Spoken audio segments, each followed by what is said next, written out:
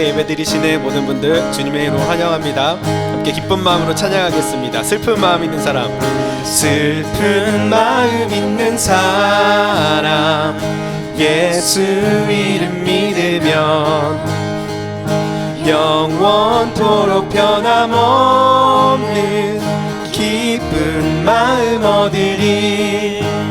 예수의 이름은 세상의 소망이요, 예수의 이름은 천국의 기쁨일세.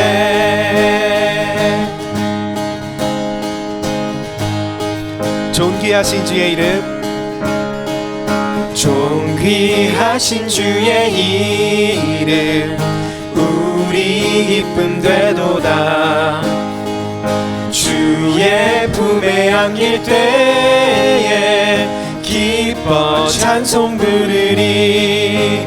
예수의 이름은 세상의 소망이요, 예수의 이름은 천국의 기쁨일세. 예수의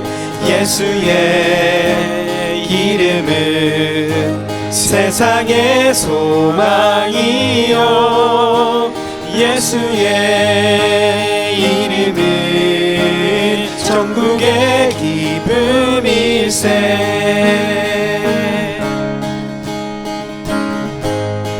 우리 갈 길 당한 후에,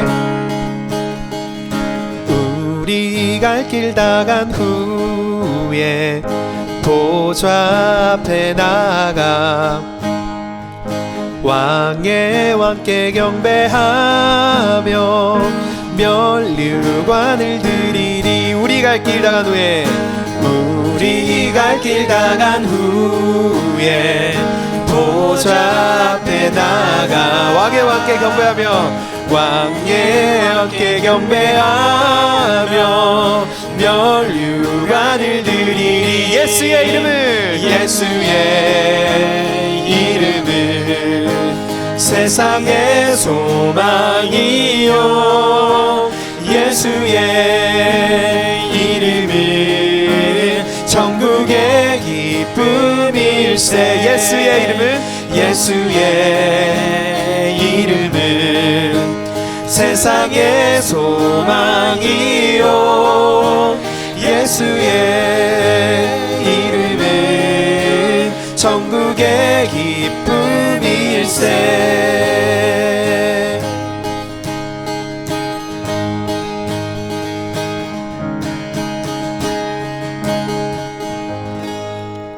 아멘.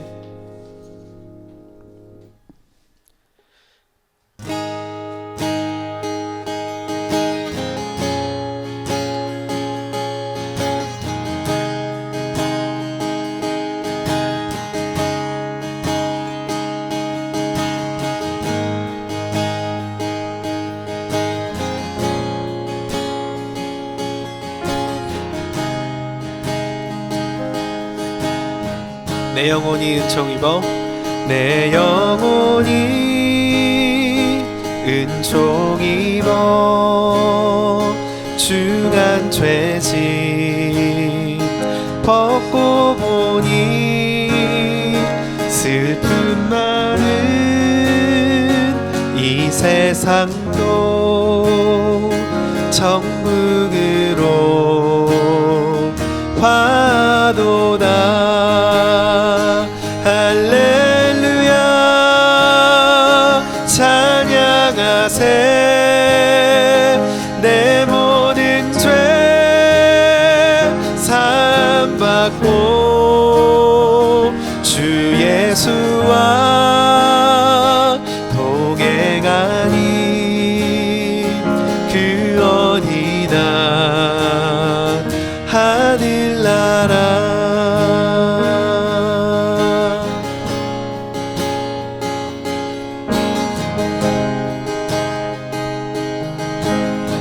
주의 얼굴 뵙기 전에, 주의 얼굴 뵙기 전에 멀리 뵈던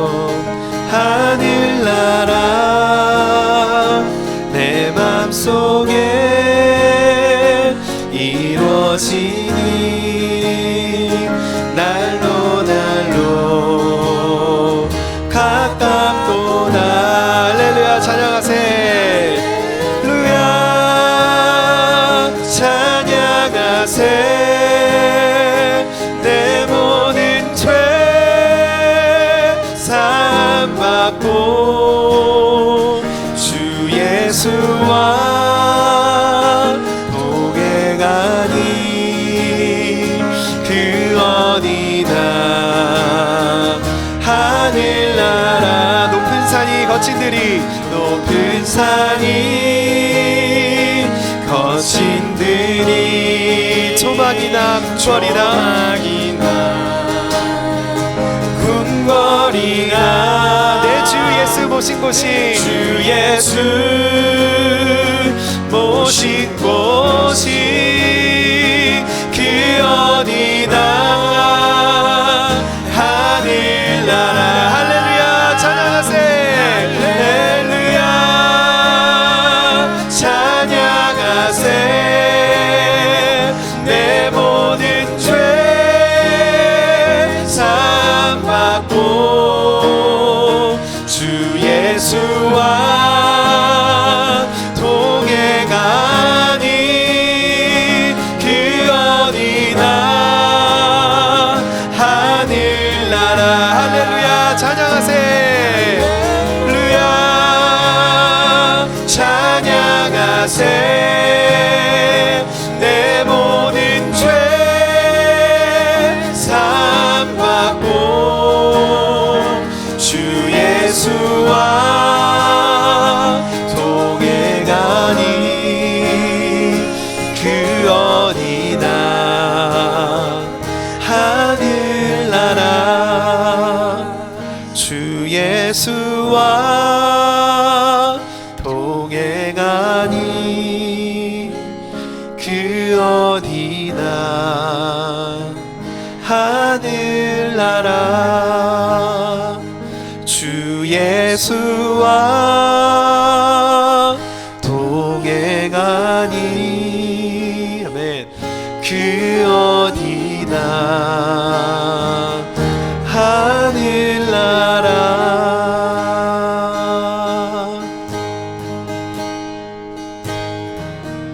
여호와께 돌아가자.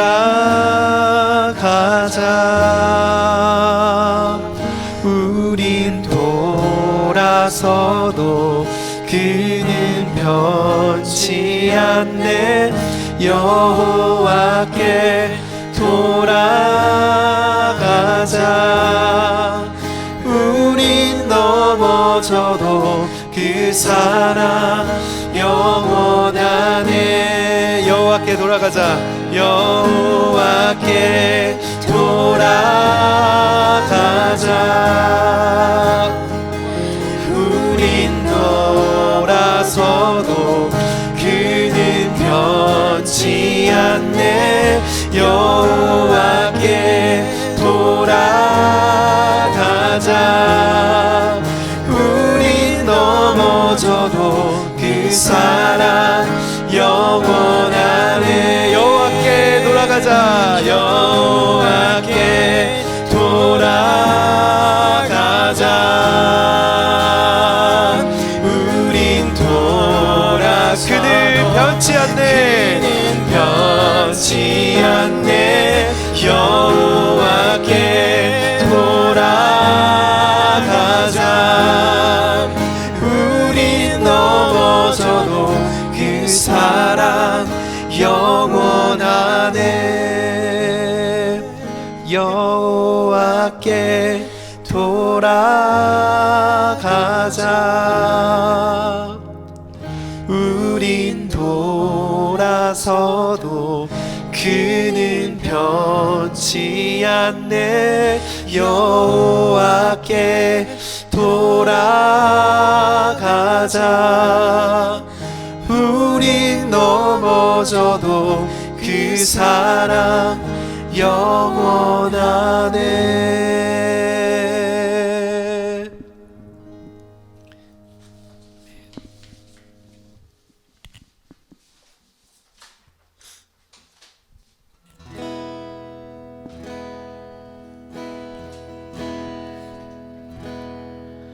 소망 없고 빛도 없는 어두운 세상을 하나님이 사랑하사 우리에게 오셨네.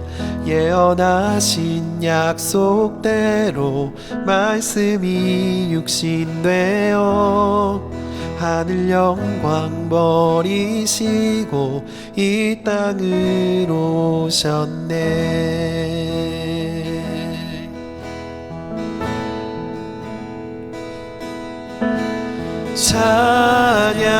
찬양하세 우리 주 삼위일체 하나님 지극히 높으신 주 영원토록 찬양합니다.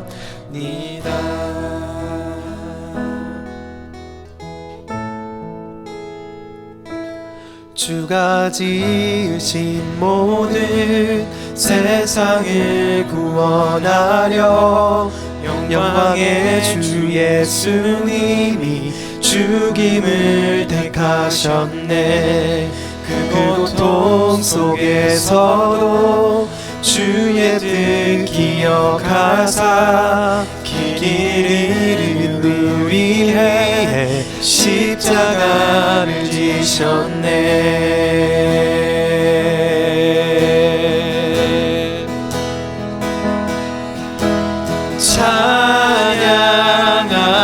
찬양하세 우리 주 삼위일체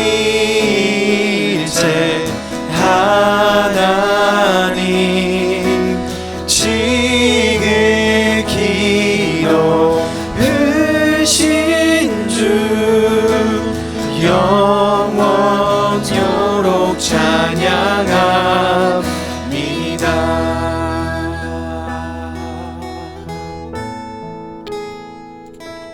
부활하신 그 아침 닫힌 무덤 열리고 죽임당한 어린 양 죽음을 이기셨네.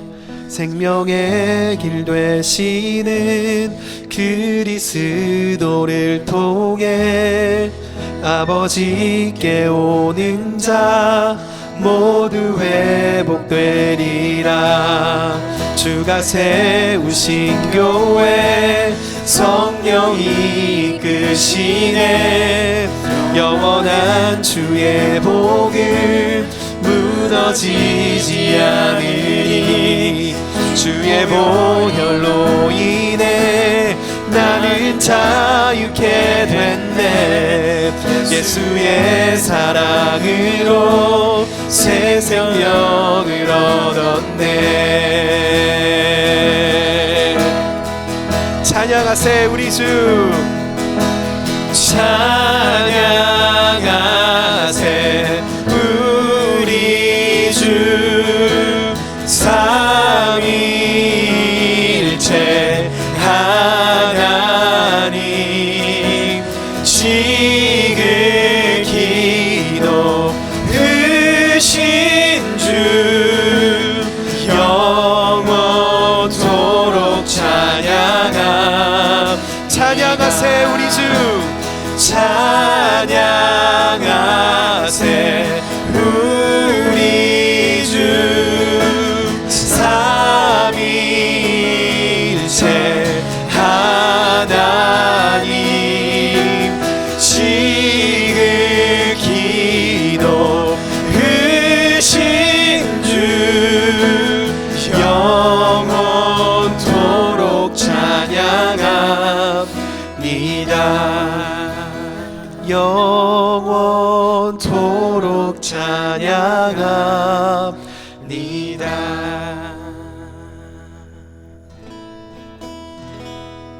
아멘. 이 시간에 다른 모든 것들을 내려놓고 우리의 왕 되신 주님만을 찬양하고 영광 돌립니다 라는 기도 제목으로 주님 앞에 기도하기를 원합니다. 이 예배 시간을 통하여서 다른 어떤 것이 아닌 오직 주님께만 영광 돌리는 시간 되게 하여 주시옵소서. 삼위일체 하나님 홀로 영광 받으시고 우리의 모든 찬양과 모든 경배를 이 시간 받으시옵소서.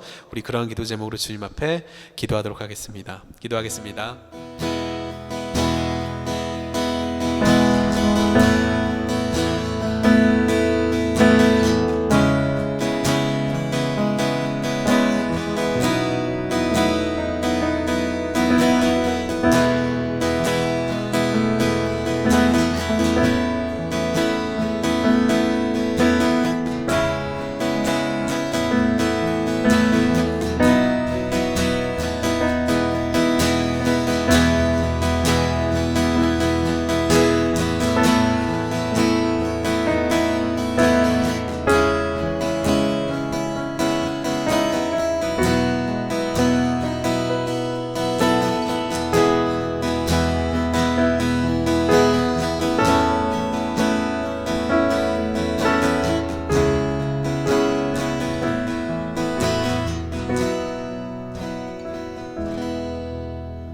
하나님 아버지, 주일을 맞아 이렇게 오늘도 각 가정마다 함께 모여 예배를 드립니다. 이 어려운 재난 중에도 이 예배 허락하심에 깊은 감사를 드립니다. 아버지, 지금은 온 세계가 이 바이러스로 인해서 고통받고 있습니다. 육체적 감염뿐만 아니라 정신적으로도 지치고 경제적으로도 정말 어려운 상황입니다. 사재기가 극성이고 혐오 범죄가 생기고 향락에 빠져있는 삶을 살고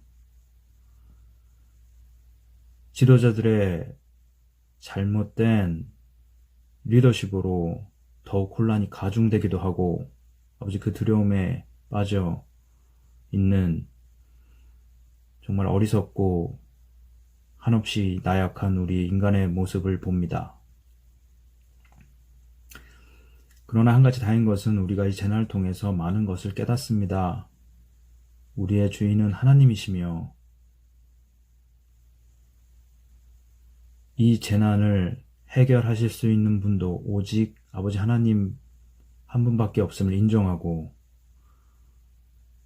아버지 하나님만을 믿고 의지할 수밖에 없음을 다시금 진정으로 깨닫습니다. 이제는 예전과 같이 우리 모두가 한자리에 모여 아버지 하나님을 찬양하고 예배드리며 서로를 독려하고 기도하는 그 범사를 주신 은혜에 감사하는 그날이 속히 올 수 있도록 아버지 간절히 기도드리옵나이다. 아버지, 우리가 아버지 하나님을 향한 우리의 마음을 더욱 견고히 다져주시옵고 많은 그리스도의 잘못된 길도 속히 바로 잡아 주시옵소서.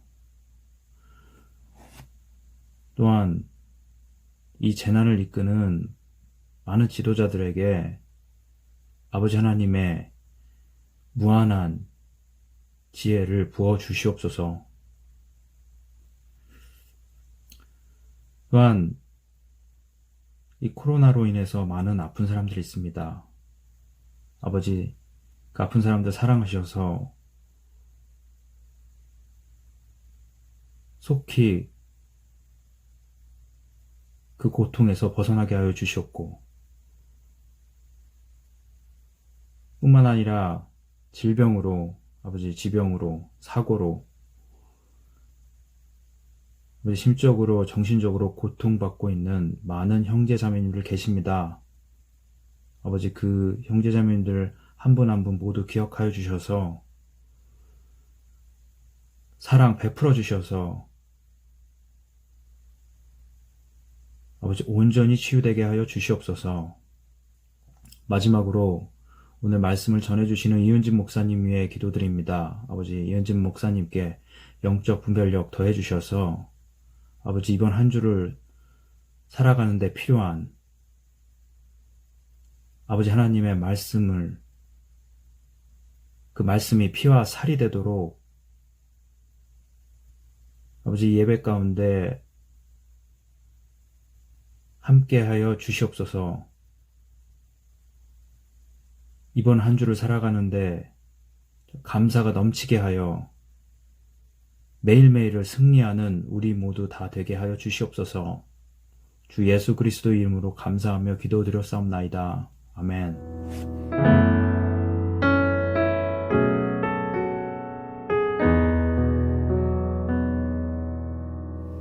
복된 주일 예배하시는 우리 모든 사랑하는 사랑의 교회 권속들 주님의 이름으로 축복합니다. 하늘복 함께 빌어 주시겠습니다. 하늘복 받으세요. 하늘복 받으세요. 하늘복 받으세요. 하늘복 많이 받으세요. 다음 주일은 변성은 전도사님이 말씀을 전해 주시겠습니다. 매 3개월마다 우리 전도사님이 말씀을 전해 주시는데 5월달은 5째 주일까지 있어서 다음 주일 우리 전도사님이 말씀을 전해 주시기로 하셨습니다. 코로나 상황으로 여름 성경학교가 열리지 못하기 때문에 우리 아동부에서 달란트 잔치를 준비하고 있습니다. 6월 29일 달란트 잔치를 할 텐데 우리 아동부 학부모님들께서는 우리 아동부 온라인 예배를 드리는 모습을 인증샷으로 찍으셔서 아동부 단톡방에 올려주시면 달란트가 획득이 된다고 합니다. 성도님들의 도네이션도 부탁드리겠습니다. 상품으로 전달할 물품들, 포장되어 있는 물품들이나 선물들 집에 있는 것이나 아니면 구입하셔서라도 우리 아동부에 기증해 주시면 감사하겠습니다. 광미라 간사님께 전화 주시면 간사님이 픽업 하신다고 합니다. 예배 마치자마자 우리 각 목장별로 모이셔서 간단하게라도 교제 나눠주시기 바랍니다.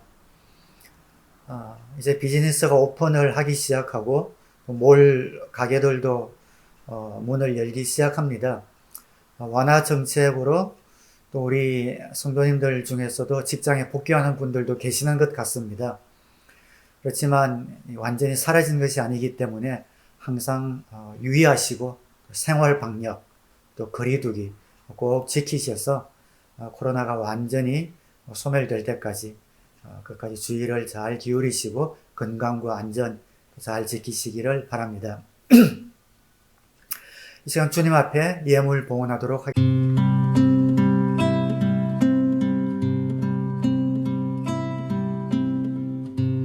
당신은 하나님의 언약 안에 있는 축복의 통로, 당신을 통하여서 열방이 주께 돌아오게 되리. 당신은 하나님의 언약 안에 있는 축복의 통로, 당신을 통하여서 열방이 주께 예배하게 되리.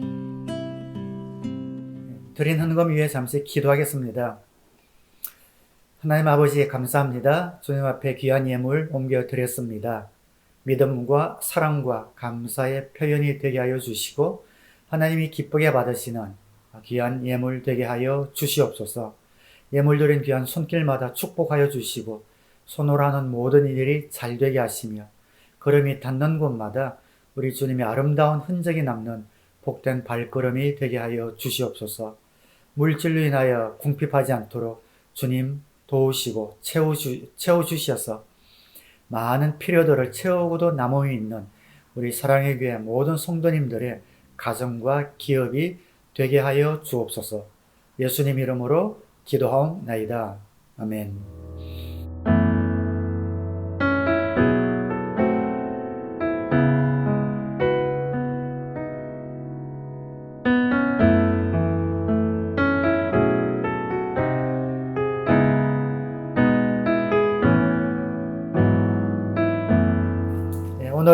함께 보실 말씀은 로마서 13장입니다. 로마서 13장 1절로 7절까지 제가 봉독합니다. 사람은 누구나 위에 있는 권세에 복종해야 합니다. 모든 권세는 하나님께로부터 온 것이며 이미 있는 권세들도 하나님께서 세워주신 것입니다. 그러므로 권세를 거역하는 사람은 하나님의 명을 거역하는 것이요 거역하는 사람은 심판을 받게 될 것입니다. 치안관들은 좋은 일을 하는 사람에게는 두려울 곳이 없고 나쁜 일을 하는 사람에게만 두려움이 됩니다. 권세를 행사하는 사람을 두려워하지 않으려거든 좋은 일을 하십시오. 그러면 그에게서 칭찬을 받을 것입니다. 권세를 행사하는 사람은 여러분 각 사람에게 유익을 주려고 일하는 하나님의 일꾼입니다. 그러나 그대가 나쁜 일을 저지를 때에는 두려워해야 합니다. 그는 공연히 칼을 차고 있는 것이 아닙니다. 그는 하나님의 일꾼으로서 나쁜 일을 하는 자에게 하나님의 진노를 집행하는 사람입니다. 그러므로 진노를 두려워해서만이 아니라 양심을 생각했어도 복종해야 합니다. 같은 이유로 여러분은 또한 조세를 바칩니다. 그들은 하나님의 일꾼들로서 바로 이 일을 하는데 힘쓰고 있습니다. 여러분은 모든 사람에게 의무를 다하십시오. 조세를 바쳐야 할 이에게는 조세를 바치고 관세를 바쳐야 할 이에게는 관세를 바치고 두려워해야 할 이는 두려워하고 존경해야 할 이는 존경하십시오. 아멘. 네, 오늘 설교 주제는 제가 막 힘주어서 흥분할 이런 주제는 아닌 것 같습니다. 특별히 우리 그리스도인의 국가관에 대해서 한번 좀 나누려고 하기 때문에 좀 차분하게 좀 강론식으로 좀 편하게 이렇게 말씀을 좀 전하려고 합니다. 그리고 국가관을 올바르게 갖는 것이 굉장히 중요한 것 같습니다. 우리 한국도 정말 코로나 상황 가운데서도 지난 4월 15일 총선을 성공적으로 잘 치루어서 세상에 모범이 되었지요. 그럼에도 불구하고 아직 또 후유증들이 좀 남아있는 것 같고 어떤 지역주의 혹은 이념들이 계속해서 대치하고 있는 이런 모습들을 보면서 국가를 대하는 우리 그리스도인들의 자세는 어떠해야 하는가, 그것을 좀 오늘 간단하게 좀 나누려고 합니다. 교회와 사회 또는 교회와 국가와의 관계가 어떠해야 하는가, 사실 이 문제는 오랫동안 논란이 되어 오고 있습니다. 지금도 사실 많은 차이를 보이고 있습니다. 그렇지만 교회와 국가 혹은 교회와 종교의 관계는 역사적으로 크게 네 가지 의견이 있습니다. 첫 번째는 교회는 국가에 종속되어야 한다. 교회는 국가에 종속되어야 한다. 이것은 공산주의 국가의 종교관이지요. 둘째는 국가가 교회에 종속되어야 한다 라는 역사적인 견해가 있습니다. 이것은 중세 유럽의 종교관입니다. 중세시대 때는 교황이 황제보다 더 권위가 높았지요.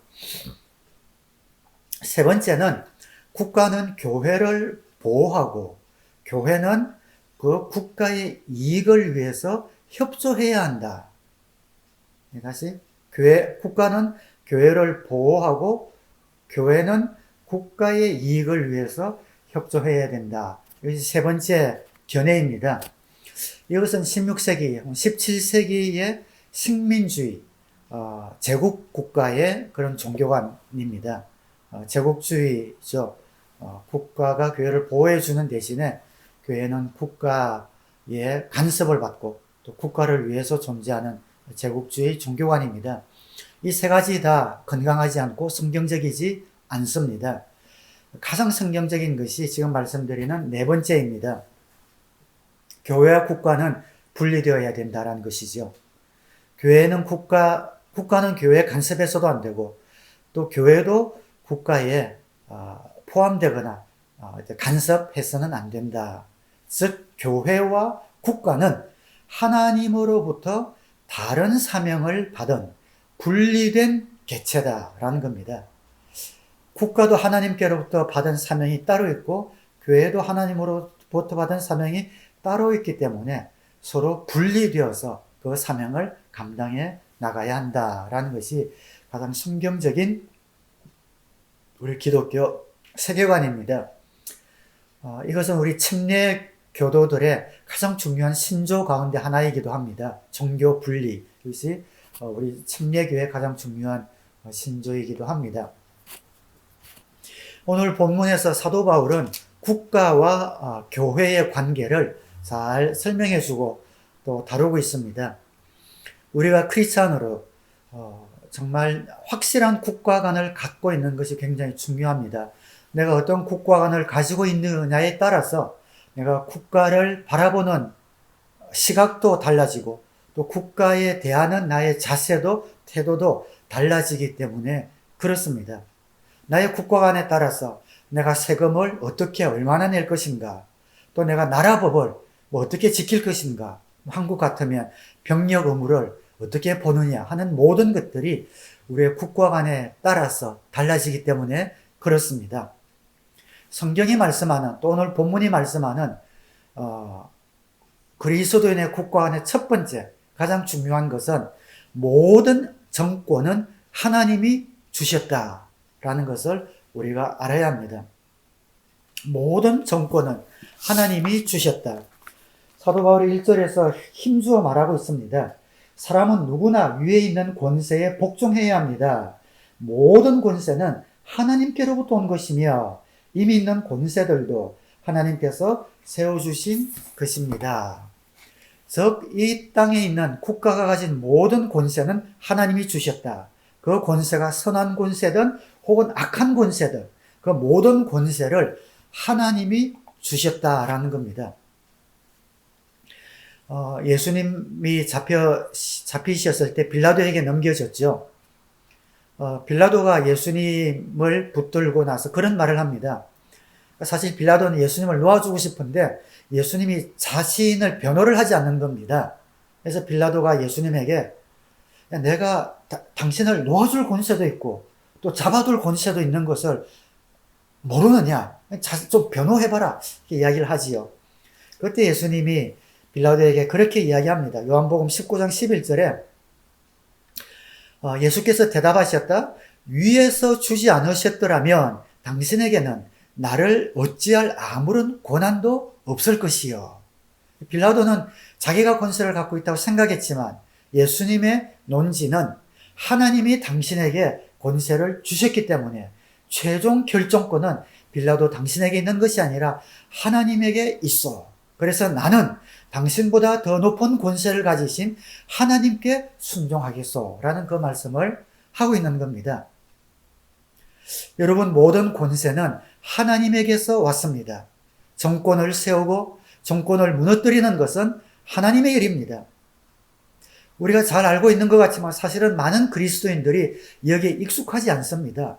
왜냐하면 우리는 어떤 교회 일, 어떤 복음 전도, 신앙, 기독교 테두리 안에 있는 이런 일들은 익숙하고 하나님은 이 기독교라는 테두리 안에서 우리와 동행하시고 역사하시는 분으로만 알지 기독교를 벗어난 국가, 사회, 정부, 문화 이런 부분은 하나님께서 무관심하시든지 아니면 별 신경 안 쓰시든지 아니면 무기력하시든지 라고 우리가 생각하는 수가 많이 있기 때문입니다. 그렇지 않다는 거지요. 하나님은 모든 인류의 아버지이십니다. 이 세상 모든 인류의 아버지이시기 때문에 국가와 정권을 하나님께서 세우시고 하나님께서 무너뜨리시고 하나님께서 통치하시고 하나님께서 운행해 가십니다. 여러분이 소유하고 있거나 혹은 일하고 있는 직장, 여러분이 일하고 있는 그 회사, 하나님의 것입니다. 하나님의 소유입니다. 그 모든 사회, 문화, 정치, 경제 모든 분야에 하나님이 통치하시고 간섭하시고 또 하나님께서 세우시고 무너뜨립니다. 이것을 아는 것이 우리에게 왜 중요한가? 두려워하지 말라는 것이지요. 하나님은 이 인류의 아버지시기 때문에 이 세상 모든 것을 주관하시는 분이시기 때문에 여러분이 직장에서, 회사에서, 사회에서, 국가에서, 어디에서든 생활하시고 직장 생활하시고 무엇을 하시든 그 모든 곳의 통치자는 우리 아버지 하나님이시라는 겁니다. 걱정할 것 없습니다. 두려워할 것 없습니다. 하나님이 하나님의 뜻대로 그 모든 것들을 세우시고 무너뜨리는 주권자이시기 때문에 그렇습니다. 하나님이 왜 국가를 세우시는가? 목적은 한 가지입니다. 오늘 본문에도 나오지요. 4절 말씀입니다. 권세를 행사하는 사람은 여러분 각 사람에게 유익을 주려고 일하는 하나님의 일꾼입니다. 그러나 그대가 나쁜 일을 저지를 때는 두려워해야 합니다. 그는 공연히 칼을 차고 있는 것이 아닙니다.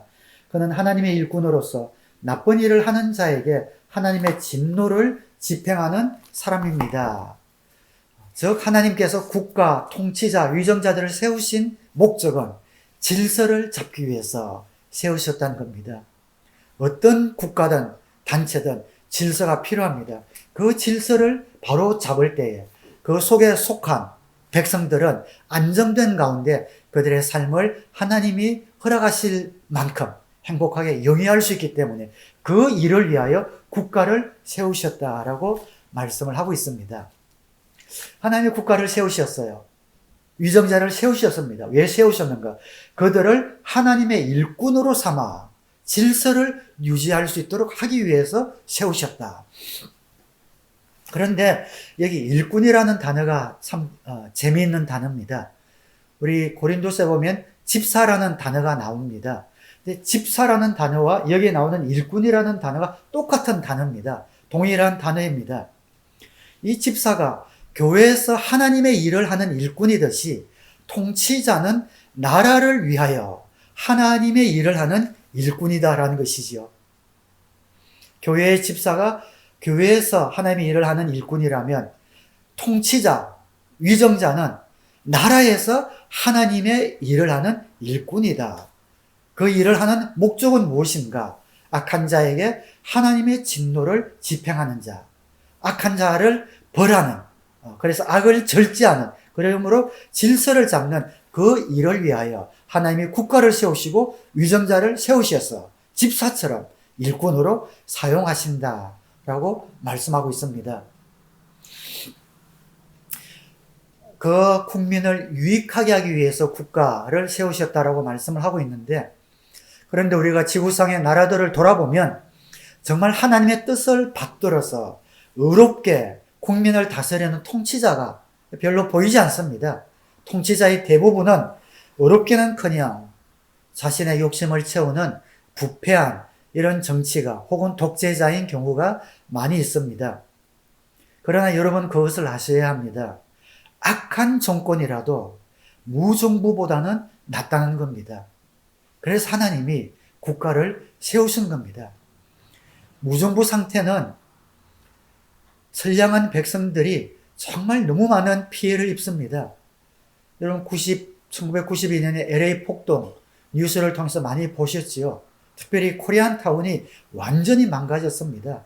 그 밤에 온 건물에서 불길이 치솟고 모든 상점들이 부서지고 약탈당하며 밤에 그 약탈하는 그 사람들의 모습이 사진에 찍혔는데 웃고 있어요. 그것을 즐기면서 웃고 있는데 그 모습은 마치 악마의 모습입니다. 무정부 상태에서는 악인이 권세를 쥡니다. 마음껏 그 권세를 쥐기 때문에 너무너무 힘든 가운데 처하게 됩니다.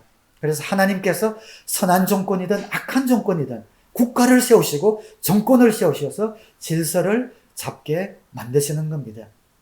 모든 권세는 그래서 하나님이 세우셨고 질서를 잡기 위해서 세우셨기 때문에 그리스도인들은 국가에 순종해야 합니다. 하나님이 세우셨기 때문에 그리스도인들은 국가에 순종하는 것, 그것이 올바른 그런 국가관이며 좋은 자세입니다. 목사님, 그러면 악한 통치자에게도 우리가 순종해야 합니까? 물론입니다. 순종해야 합니다. 하나님이 세우셨기 때문에 그렇습니다. 우리는 올바른 통치자가 없다고, 올바른 지도자가 없다고 한탄하지요. 그러나 하나님께서는 그 백성들에게 맞는 통치자를 허락하신다는 것을 여러분 아셔야 합니다. 그 국민들이 부패했기 때문에 부패한 지도자를 세우시는 겁니다. 교회도 마찬가지 같아요. 어떤 교회는 1, 2년마다 담임 목사님이 바뀌는 그런 교회가 있습니다. 그래서 그 성도님들은 우리는 목사복이 너무 없어 라고 한탄을 합니다. 그러나 목사복이 없는 것이 아니라 그 교인들에게 맞는 목회자를 하나님이 보내주셨다는 것을 알아야 합니다.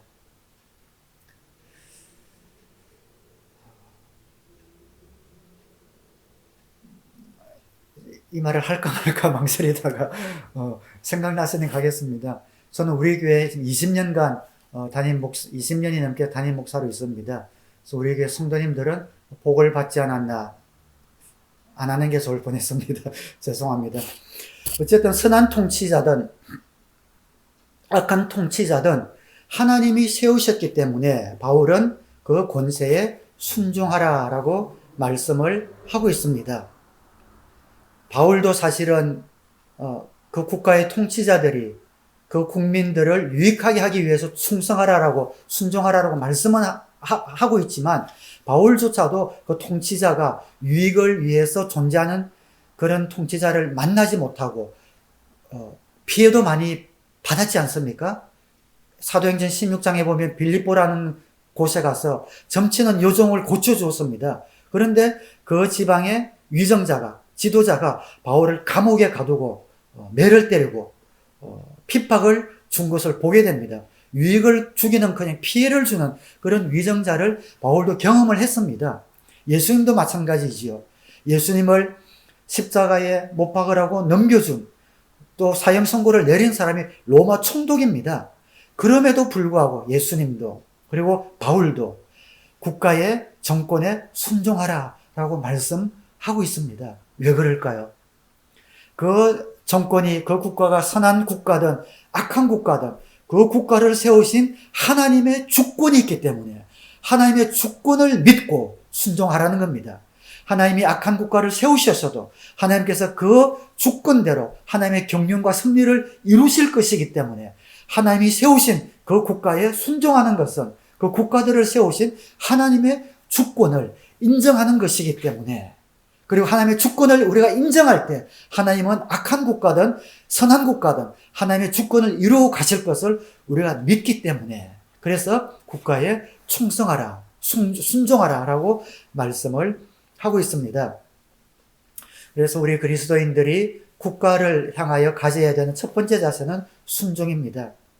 법을 잘 지켜야 합니다. 그 국가가 그 나라의 백성들을 위하여, 질서를 위하여 그 법을 정말 제정했기 때문에 그 법을 잘 지켜야 합니다. 세금 잘 내야 합니다. 그 세금을 통해서 그 국가가 운영되며 악을 제어하고 선을 장려하는 그 일을 하기 위해서 세금을 매기기 때문에, 그리고 백성들이 뽑은 국회의원들이 머리를 짜고 연구해서 그 세금을 정말 매기기 때문에 그 세금을 잘 내야 합니다. 세금 떼먹으면 안 됩니다. 물론 우리가 법의 테두리 안에서 절세는 할 수 있습니다. 그러나 위법한 행위, 그리고 세금을 자꾸만 탈법, 위법적인 그런 방법으로 세금을 만약에 탈시한다면은 그것은 그냥 국가를 속이는 것이 아니라 하나님을 속이는 것과 같습니다. 하나님이 절대로 좋아하시지 않는 그러한 일이라는 것이지요. 그것을 오늘 바울이 힘주어 말하고 있습니다. 조세를 바칠 사람에게는 조세를 바치고 관세를 바칠 사람에게는 관세를 바치라. 그렇다면 한 가지 의문이 더 남습니다. 그럼 우리는 통치자에게는 절대적으로 100% 무조건 순종해야 하는가? 사실 역사적으로 볼 때 기독교 국가에서 악한 통치자가 등장할 때는 오늘 이 본문에 나온 이 구절을 인용해서 크리스찬과 교회의 절대적인 순종을 요구했습니다. 국가에 무조건 순종하시오, 복종하시오 했습니다. 1차 세계대전 이후에 독일에서 나치 정권이 권력을 쥐었을 때에 많은 교회 지도자들이 이 구절을 인용해서 나치에게 협력하고 나치에게 순종하지 않았습니까? 그게 잘한 일일까요? 아닙니다. 그것은 잘못된 일입니다. 통치자에게 복종한다는 것은 절대적인 명령인가? 아닙니다. 한계가 있습니다. 즉 하나님이 하라고 한 것을 하지 못하게 만들든지 하나님이 하지 말라고 한 것을 그 국가가 하라고 하든지 할 때는 불순종의 길을 우리는 선택해야 합니다. 왜 그렇습니까? 당연하지 않습니까?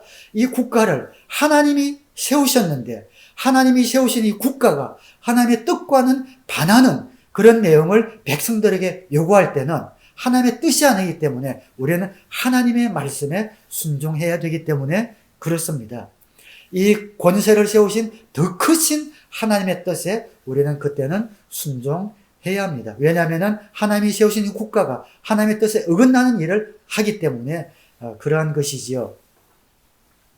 모든 권세는 하나님이 주셨다라고 이야기했던 다니엘도 그때 다리우스 왕이 30일 동안 자신 외에는 어떤 인간이나 신에게도 기도해서는 안 된다라는 명령을 내렸습니다. 다니엘은 그 국가의 왕에게 순종하는 것이 하나님의 뜻이라고 이야기했던 사람입니다. 그런데 그 명령에 순종했습니까? 순종하지 않았습니다. 왜냐하면 그 명령은 하나님의 뜻에 맞지 않는 명령이었기 때문에 그 명령을 거부하였습니다. 사도 베드로와 요한도 공회에 체포되었을 때에 공회원들이 그렇게 요구합니다. 이제부터 풀어줄 테니까 나가서 예수 이름으로는 누구에게든지 전하지 말라라고 했을 때에 사도 베드로와 요한이 뭐라고 이야기합니까?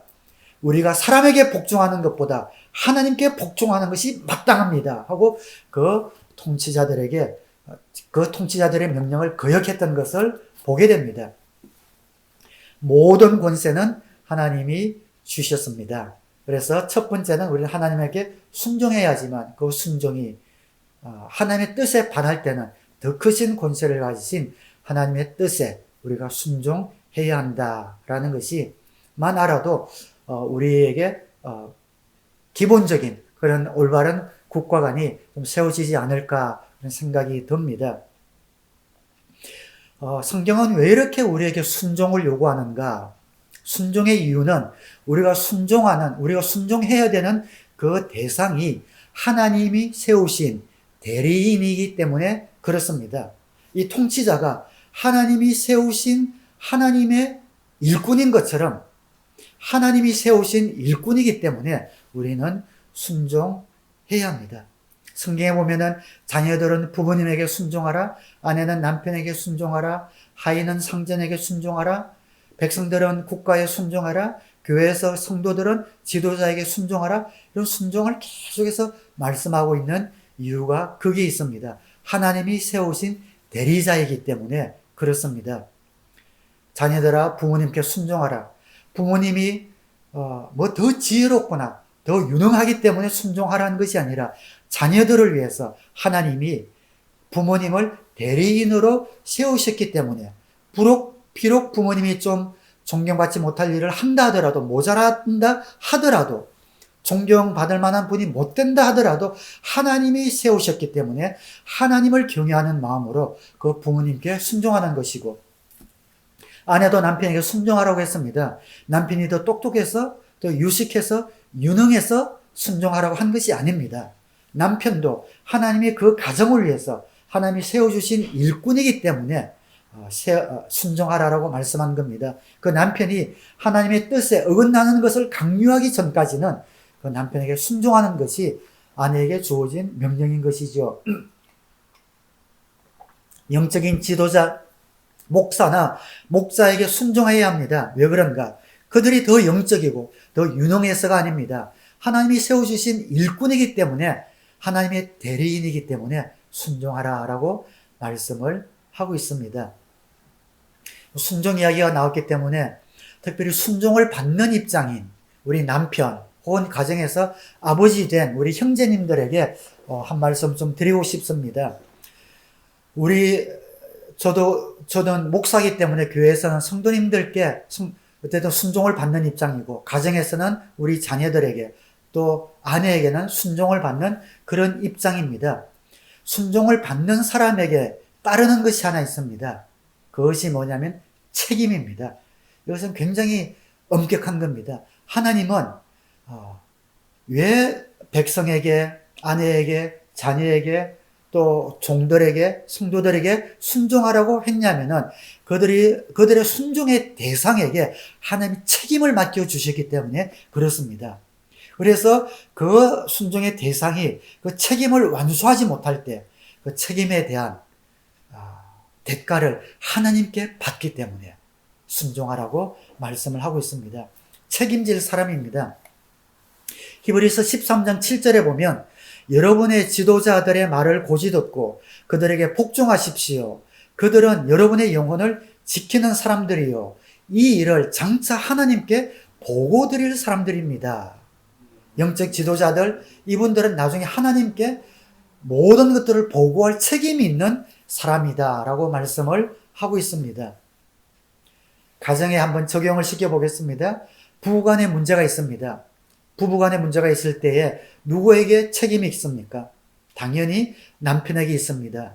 왜냐하면 아내에게, 남편에게 순종하라고 한 것은 남편에게 책임이 있기 때문에 그렇습니다. 그래서 혹시 그 가정이 하나님 보시기에 아름다운 가정이 못 된다든지 화목하지 못한다든지 깨어진 가정이 있다면 그 책임은 전적으로 남편에게 있습니다. 핑계댈 수 없고 변명할 수 없습니다. 아내에게는 남편에게 순종하라는 명령을 주셨고 그 가정의 책임을 남편에게 주셨기 때문입니다. 하나님, 아내가 너무 말을 안 들었어요. 성격이 너무 거셌어요. 너무 거세가지고 도저히 할 수가 없어요. 저 아내가 너무너무 성격이 모가 나고 못돼서 이거 어떻게 할 수가 없어요. 그런 변명 하나님 앞에서 절대 통하지 않습니다. 왜냐하면 남편에게 책임을 지어 주셨기 때문에 그렇습니다. 자녀들의 교육의 책임은 누구에게 있습니까? 1차적으로는 부모님이 있지만 더 정확하게는 아버지에게 있습니다. 왜냐하면 자녀들에게는 부모에게 순종하라 했는데 그 부모 중에 한 편인 아내는 남편에게 순종하라고 했기 때문에 최종적인 결정권, 책임은 바로 아버지에게 있습니다. 많은 아버지들이 자녀 교육에 이런 무거운 책임이 있다는 것을 잘 모르는 것 같습니다. 무관심하고 아내에게 맡겨버리고 또 자녀 탓을 하고 아내 탓을 해버립니다. 아닙니다. 그 자녀 교육의 최종적인 책임은 아버지에게 있다라는 것을 아셔야 합니다. 천국에 가시면 하나님 앞에 서시면 하나님은 아버지 된 저와 우리 형제님들에게 자녀들을 어떻게 양육했는지 그 책임을 반드시 분명히 물으실 겁니다. 우리 아버지의 책임은 그러면 무엇입니까? 오늘 본문에 나오는 국가 통치자들에게 주신 책임과 똑같습니다. 악을 제어하고 선을 장려하는 일, 그것을 우리 남편들에게, 아버지에게 주셨습니다. 우리 자녀들은 어릴 때부터 죄성을 가지고 태어납니다. 고집스럽고 욕심부리고 또한 반항합니다. 그런 것들을 바로잡아 줘야 합니다. 그것이 바로 부모의 일이고 특별히 아버지의 일입니다. 그런데 그것을 방임하고 길을 키워준다고 악한 습관을 조장하고 나쁜 짓을 했는데도 덮어주고 이런 것은 악을 제어하는 그 책임을 못했기 때문에 하나님 앞에 설 때에 하나님 앞에 큰 책임을 묻게 될 것입니다. 악을 제어하는 것뿐만 아니라 선을 장려해야 합니다. 자신의 자녀들이 무엇을 잘하는지, 달란트가 무엇인지 발견해서 격려하고 키워주고 그 재능을 빛을 발하도록 노력하는 것, 그것이 바로 부모님의 일이고 또한 아버지의 일입니다. 이러한 노력 없이 권위주의적으로 야단만 치는 것, 그것은 자신의 책임을 다하지 아니하는 것이고 하나님께 책임을 받게 되는 그런 일이라는 것을 알아야 합니다. 오늘 우리 남성 가장들이 영적 권위를 회복하기를 바랍니다. 많은 가정에 문제가 생기는 가장 큰 이유는 아버지가 영적인 권위를 행사하지 않기 때문에 그렇습니다. 아버지에게 영적인 권위가 없기 때문에 그렇습니다. 그 남편, 아버지 된 형제님이 영적인 권위를 갖고 있을 때 그 가정은 안전하고 견고하며 또한 화목하게 됩니다. 저는 우리 사랑하는 모든 아버지 된 형제님들이 영적 권위를 회복하게 되기를 주님의 이름으로 축원합니다. 어떻게 회복할까요? 어떻게 영적 권위를 우리 남편들이, 아버지들이 갖게 될까요? 저는 한 가지 방법밖에 없다고 생각합니다. 기도입니다. 기도 외에는 아버지들에게 영적인 권위가 세워지지 않습니다. 가족들을 위하여 기도하는 것. 그 길만이 그 가정에서 아버지에게 영적인 권위가 세워지는 일입니다. 정말 하루에 한 번은 가족을 위하여, 아내와 자녀를 위하여 기도해 주어야 합니다. 기도의 방패를 씌워주어서 악한 영의 공격으로부터 보호해 주어야 합니다. 자신의 기도의 골방을 만들어, 기도의 시간을 만들고 자리를 만들어 가족들을 위해서 기도할 때, 그때 비로소 하나님께서 필요한 영적 권위를 더입혀 주십니다. 오늘 많은 자녀들이 알코올에, 마약에, 성적인 유혹에 시달리는 이유가 무엇입니까? 영적인 지도자인 아버지가 그 자녀를 위하여 영적인 보호막을 씌워주지 못하기 때문에 그렇습니다. 오늘 많은 아내들이 우울증에 시달리고 허무에 빠지고 외로워하는 이유가 무엇인지 아십니까? 영적 지도자인 남편이 기도의 보호막을 쳐주지 아니하였기 때문에 악한 영의 공격에 쉽게 무너지고 허무하고 또 공허해지는 것을 알아야 합니다. 사랑하는 남편된 형제님 여러분, 가족을 위한 기도를 시작함으로써 영적인 권위를 회복하시기를 주님의 이름으로 축원합니다. 전 캐나다가 참 이번 코로나 사태를 맞이하면서 너무 고맙고 참 좋은 나라다라는 것을 체험을 하고 있습니다. 정말 어떻게 하면 이 어려운 상황에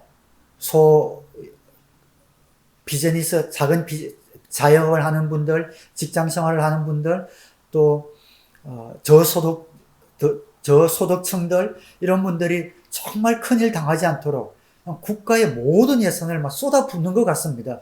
이러다가 캐나다 국고가 거들나지 않을까 싶을 정도로 이렇게 서포트를 하는 걸 보면서 야, 참 대단하다.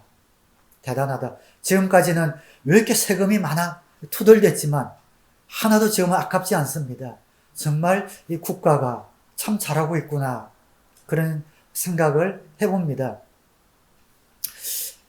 몇 주 전에 성도님 집에 한번 신방 간 적이 있습니다. 근데 그때 재밌는 이야기를 하나 들었는데, 그 마당에 큰 나무가 있는데 나무가 이제 넘어질 것 같아서 그 나무를 잘라야 할 형편이 됐답니다.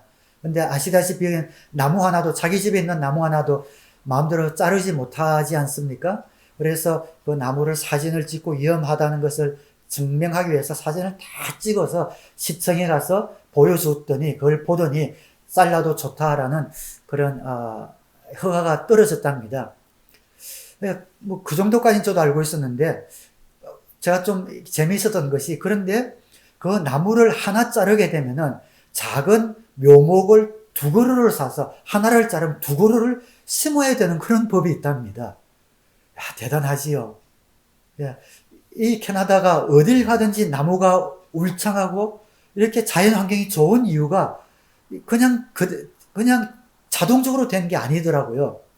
그 집을 처음 사실 때도 그 마당에 있는 나무들이 몇 그루가 있는데, 그 나무들을 어떻게 관리하는 그런 규율들이 따로 책으로 따로 되어 있더랍니다. 어느 나무가 몇 그루가 있는데 이걸 어떻게 관리하는 그것에 사인을 해야만 그 집을 살 수 있도록 되어 있다는 거죠.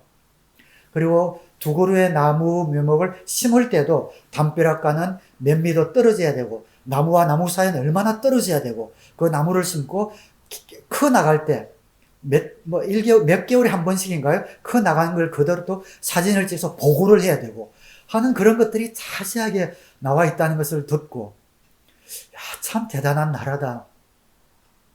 조그만 나무 하나에도 신경을 쓸 수 있을 만큼 그 국가가 이렇게 잘 제도적으로 이렇게 촘촘하게 잘 되어 있구나 라는 그런 생각을 했습니다. 그러면서 한국을 생각합니다. 한국도 정말 몇십 년 전에 비하면은 얼마나 많은 발전을 거듭했습니까? 민주주의를 일구어 냈습니다. 물론 한국은 정말 안타까운 것은 남북이 대치하는 그런 관계 때문에 거기에 너무 많은 에너지가 쏟아지는 그러한 좀 안타까움이 있긴 하지만, 그러나 우리 정말 한국이 문화적으로 또 정신적으로 정말 많이 성장하지 않았습니까? 이제 정치적으로도 좀 견고해져서 정말 쓸데없는데 지역주의니 뭐 이념이니 뭐 이런데 정말 에너지를 낭비하지 않고, 이 캐나다처럼 정말 이 국민을 위해서, 백성을 위해서 자연 환경을 위해서, 문화를 위해서 에너지를 집중할 수 있는 그런 위정자들, 그런 국회, 정말 그런 나라, 정부가 정말 세워줬으면 하는 그런 간절한 바람이 있습니다. 지금 현재 여당인 민주당 그리고 문재인 정부에게 힘을 보태줬으면 좋겠습니다. 사람이 먼저다라는 그런 구호를 갖고 있는 대통령인데 그 구호가 구호만 아니라 가슴 깊은 그런 구호인 것 같습니다. 그래서 정말 이 나라를 위해서 애쓰고 있는 대통령을 비롯한 위정자들 정말 위로해주고 기도해주고 격려해주고 응원해 주었으면 좋겠습니다. 모르겠습니다. 전 밖에 나와 있어서 코로나 상황에 온 세계가 뉴스를 통해서 한국 정부를, 한국 국민들을 정말 칭찬하고 배우려고 하는데 정작 한국 내에서는 그 야당 또 정부의 반감을 갖고 있는 사람들은 그 정부를 깎아내리지 못해서 막 그렇게 하는 걸 보면은 그렇게 썩 보기 좋아 보이지 않습니다. 왜 저럴까 싶기도 하고 저기 모여서 집회를 하면서 근데 태극기 집회를 하면서 태극기를 흔드는 건 그렇다 치더라도 미국 성조기는 왜 흔드는지요? 이스라엘 국기는 왜 흔드는지 이해가 되지 않습니다. 선거가 끝났는데도 승복하지 못하고 무슨 부정이 있었다고 막 하는 그런 덜 떨어진 국회의원들, 그런 사람들은 이제 좀 이게 도태되고 정말 합리적인 이런 보수들이 좀 세워졌으면 좋겠습니다. 한국의 선거가 부정이 저질러졌다고 미국 백악관에도 청원을 막 몇만 명이 했더라고요. 미국 백악관에 그걸 왜 청원을 합니까? 나라 망신도 유분수지. 정말 유튜브에서 가짜 뉴스를 퍼뜨리는 자기 돈벌이에 혈안이 된 그런 사람들에게 좀 속아 넘어서 부안해동 하지 말고 또 그런 부안해동 하는 사람들은 정말 이제 이런 사태를 통해서 정말 이제는 좀 떨어져 나가고 지금 여당이 거대 여당이 되었는데 어떤 집단이든 힘을 갖게 되면 부패하게 마련이잖아요. 그래서 이 여당을 정말 이렇게 건강하게 이렇게 견제할 수 있는 합리적인 이런 야당이 좀 세워졌으면 좋겠습니다. 그래서 어떨 때 협력할 때는 협력하고 또 여당이 독주하거나 또 비리를 저지를 때는 그걸 견제하고 해서 정반합을 이루면서 정말 서구의 이런 민주주의처럼 정말 안정된 이런 국가, 이런 대한민국이 수년 내에 왔으면 하는 그런 바람이 있습니다. 여러분도 마찬가지지요. 그래서 그런 나라가 되기 위해서 정말 기도하고 그리고 우리 대한민국을 마음껏 응원하고 격려해 주시는 저와 여러분들 되었으면 좋겠습니다. 말씀을 맺겠습니다. 모든 정권은 하나님이 주신 것입니다. 왜냐하면 하나님은 모든 인류의 주인이시기 때문입니다. 국가를 주신 이유는 질서를 잡기 위해서 세워주셨습니다. 그래서 그리스도인들은 그 국가의 권세에 순종해야 합니다. 악한 권세일지라도 순종해야 합니다. 모든 의무를 다하여야 하고 조세의 의무, 납세의 의무를 잘 감당하여야 합니다. 그러나 그 권세가, 국가가 하나님의 뜻에 어긋날 때는 우리는 불순종을 선택해야 합니다. 국가는 악을 제어하고 선을 장려하는 것처럼 오늘 순종의 대상이 된 우리 아버지들, 특별히 남편들은 가정에서 자녀들 그리고 아내를 위해서 악을 제어하고 선을 권장하는 일에 힘쓰시고 그 일을 위하여 영적인 권위가 필요한데 그 영적인 권위는 기도를 통하여 온다는 것 꼭 기억하셔서 기도를 통하여 영적인 권위를 덧입은 사랑하는 우리 형제님들, 우리 가정들 되시고 정말 우리가 살고 있는 캐나다와 그리고 우리 조국 대한민국이 하나님 보시기에 아름다운 그런 나라가 될 수 있도록 기도하는 저와 여러분 되시기를 우리 주님의 이름으로 축원합니다. 이제는 교회의 머리 되신 우리 주 예수 그리스도의 은혜와 하나님 아버지의 크신 사랑하심과 성령님의 교통하심이 오늘 예배에 참석한 모든 사랑하는 성도님들 머리 위에 영원토록 함께 하시기를 간절히 추고나옵나이다. 아멘.